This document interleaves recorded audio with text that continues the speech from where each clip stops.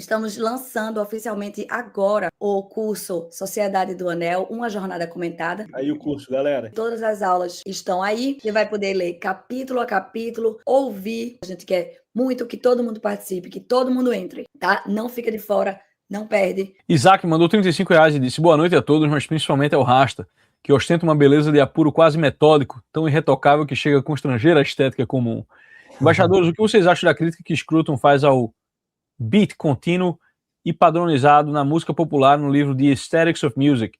Ele estava mandando a real ou ele estava apenas se posando com um monóculo e um vinho em Barcelona? Cara, o Scruton era um cara que pensava em música de uma maneira muito cerebral e não para o bem, certo? E me parece que ele não pegou algo muito importante, que é o Victor Zuckerkandl. Poucas pessoas conhecem o Victor Zuckerkandl e as reflexões que ele fez de música.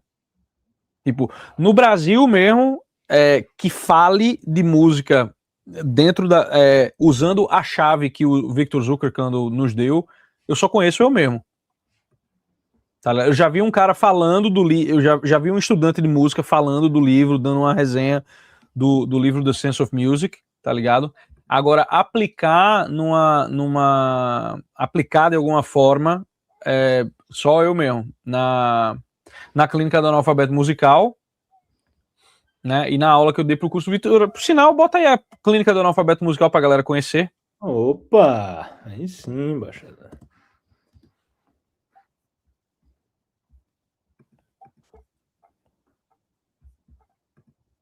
Aí, ó. Tá aí, ó. Na clínica do analfabeto musical, você vai entender o que é que eu quero dizer com isso.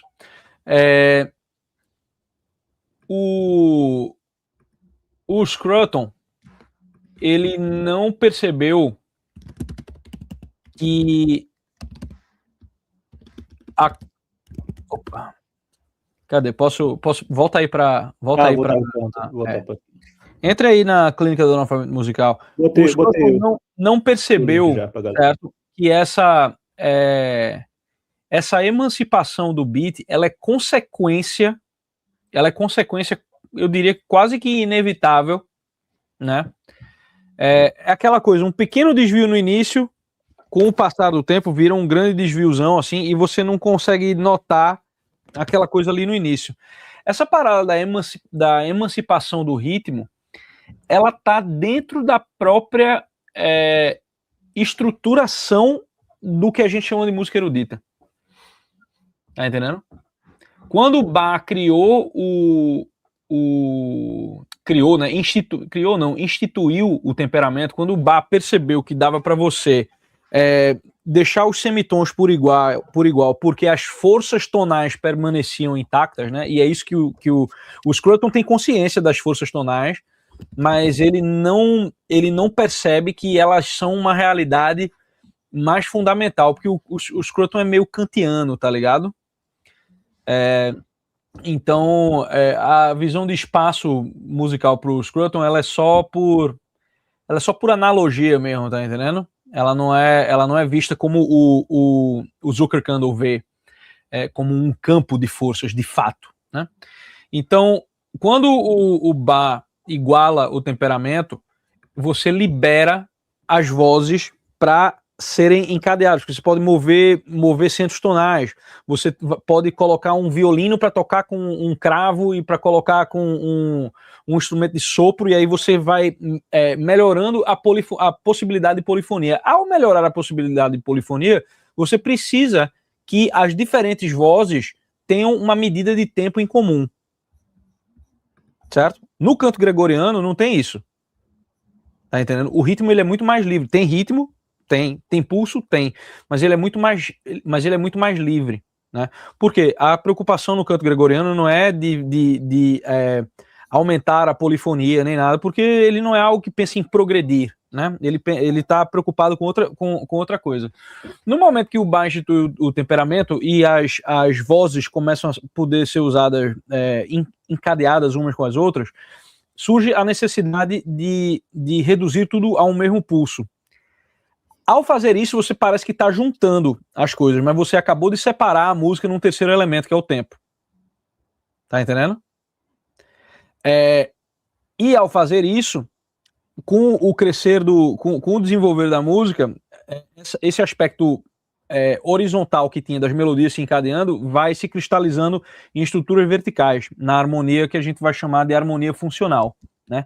Aí separa tudo, velho. Separa melodia, separa harmonia, separa ritmo, e aí as coisas vão se desenvolvendo separadamente, e a técnica, né, que é algo tão,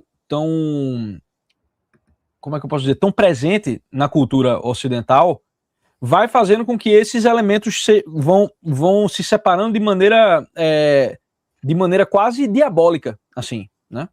Então, esse pequeno ajuste ali no início gera essa separação, tende a gerar essa separação. Você vai ver, né, que você vai ter compositores que são grandes melodistas, como Tchaikovsky, você vai ter compositores que são grandes harmonistas, como Wagner, né? Você vai ver que tem compositores que são grandes no ritmo, no uso do ritmo. Aí talvez Stravinsky seja o maior exemplo disso, né? Tipo, a obra que caracteriza a modernidade como uma explosão, né? Como o próprio Modris Ekstein coloca no Rites of Spring, né? Ele caracteriza o modernismo como a explosão e o espetáculo, né?